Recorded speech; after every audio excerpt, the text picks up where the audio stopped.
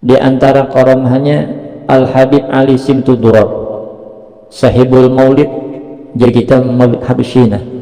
Beliau seorang keturunan Rasulullah, seorang habaib, juga seorang ulama besar yang beliau ini sangat mencintai kepada Rasulullah, sehingga saking cintanya kepada Nabi mampu mengukirkan kata-kata indah, kalimat-kalimat indah memuji, menyanjung baginda Rasulullah Shallallahu Alaihi Wasallam, sehingga tercatatlah karangan Sidin yang terkenal.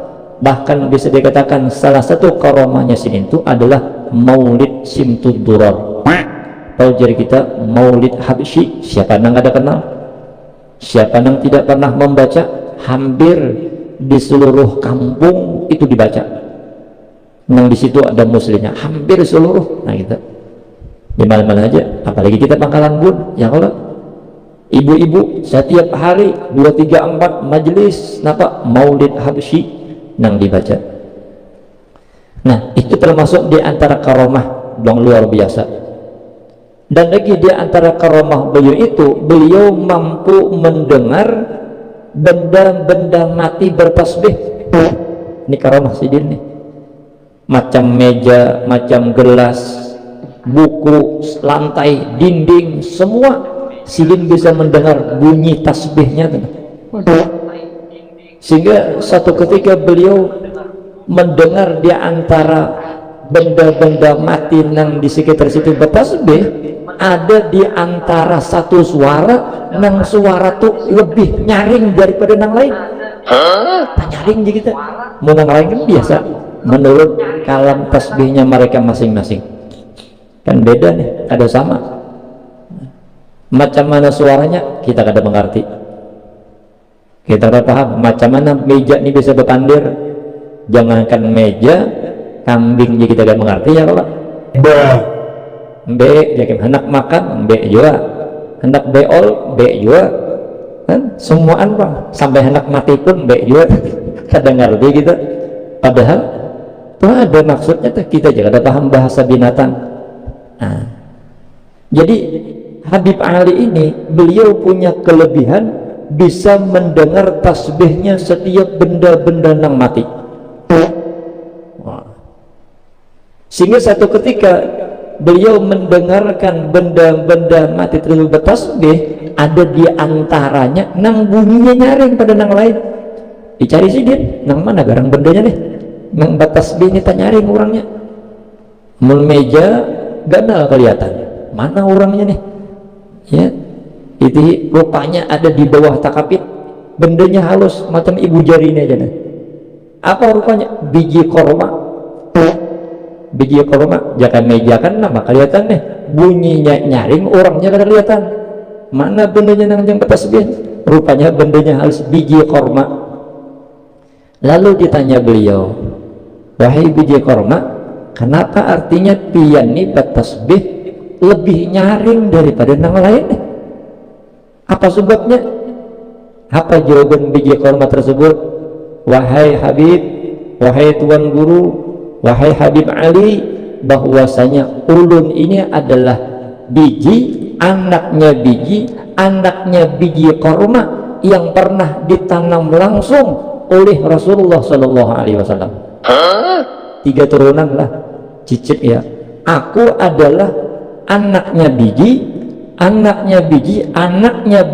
korma yang dulu pernah langsung ditanam oleh Rasulullah. Jadi gara-gara ada hubungan itu, suaraku tak nyaring dan yang lain. Rupanya kainnya biji korma ini dulu Rasulullah yang menanamnya. Rasulullah langsung yang menanamnya. Nah, atau sekarang yang disebut dengan korma ajwa. Jadi disebut korma Nabi ya Allah. Kenapa? Karena memang korma itu dulu ditanam oleh Nabi.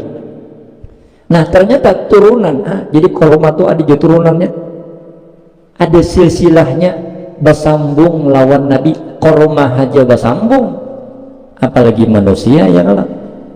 Nah bersambung, gara-gara bersambung sanatnya dengan Rasulullah Sallallahu Alaihi Wasallam, ujar korma tadi, suaraku bunyi tasbih suaraku ini bisa lebih nyaring daripada benda-benda mati nang lain. Ini kan karomah nang bisa didengar oleh Habib Ali. Dan orang yang punya hubungan sanad dengan guru kita, dengan terus ke atas, terus ke atas, terus ke atas sampai kepada baginda Rasulullah, ini akan berkaitan seperti rangkaian gerbong kereta api, satu dengan yang lain saling berkaitan. Ini akan terus membawa nih, kemana berjalan akan terus terikat kemana-mana.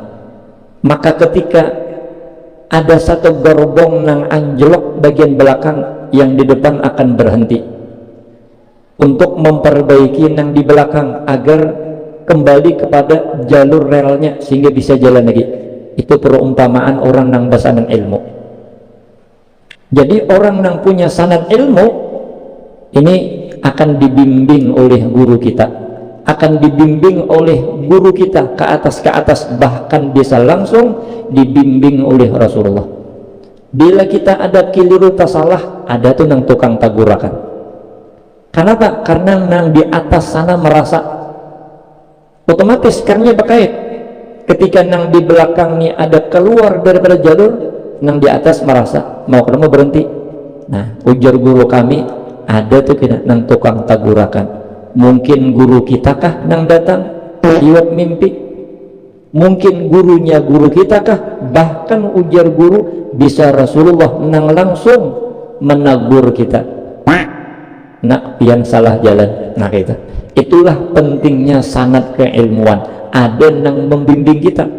Dan ini akan terus bersambung sampai nanti kita masuk ke dalam surganya Allah Subhanahu wa taala. Asal kita jangan berlepas daripada rangkaian ikatan sanad nih, masih berada di jalur mereka. Ini sanad keilmuan. Apalagi sanad silsilah nasab.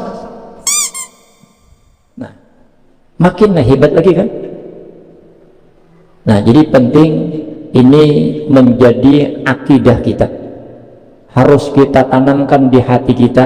Jangan sampai kita terpengaruh dengan bermacam-macam sekarang tayangan-tayangan yang membuat kita seakan-akan ragu dengan juriyat nasab keturunan Nabi kita Shallallahu Alaihi Wasallam. Jangan diumpati, jangan umpat komen, jangan apa-apa. Udah, pokoknya umpati apa yang sudah ditanamkan oleh guru-guru kita untuk mencintai daripada nasab dan keturunan Nabi kita Shallallahu Alaihi Wasallam. Dan itu sudah jelas dan pasti. Ada sekelompok orang yang ingin mengaburkan tentang nasab dan silsilah daripada Nabi kita, yang mengatakan bahwasanya habaib yang ada di Indonesia ini putus dengan Rasulullah. Nah, amun pian membaca di medsos, mendengar di medsos, kadang-kadang nang menyampaikan pun babulang juga orangnya.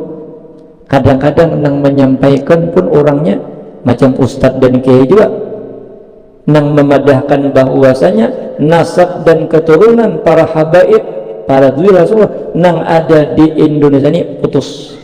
Harus diumpatikan dan harus ada komen. Lagi kita cukup umpati apa yang sudah ditanamkan oleh guru-guru kita kepada kita. Itu. Nah, karena penting kita ada hubungan dengan Nabi kita. Tadi korma saja tuh, kan? Korma tuh benda mati gara-gara cicitnya korma. Nang korma tersebut dulu pernah ditanam langsung oleh Rasulullah, punya kelebihan yang sangat luar biasa gara-gara ada hubungan itu aja. Ada hubungan darahnya kan itu, hubungan tangan aja nih, apalagi orang yang ada hubungan darah langsung dengan Nabi kita Shallallahu Alaihi Wasallam. Ini dijaga bujur-bujur, ini pasan ulun lah. Ya kadang-kadang pian, wah ini tektok tuh, ya bisa tuh. Kada usah umpat ranai aja kita, jangan umpat panas, sudah. Yakini apa yang sudah punya kita, yang sudah diajarkan oleh guru kita, kita pegang kuat-kuat, jangan sampai kita lepas, jangan kita terpengaruh tadi nang bermacam-macam itu dah.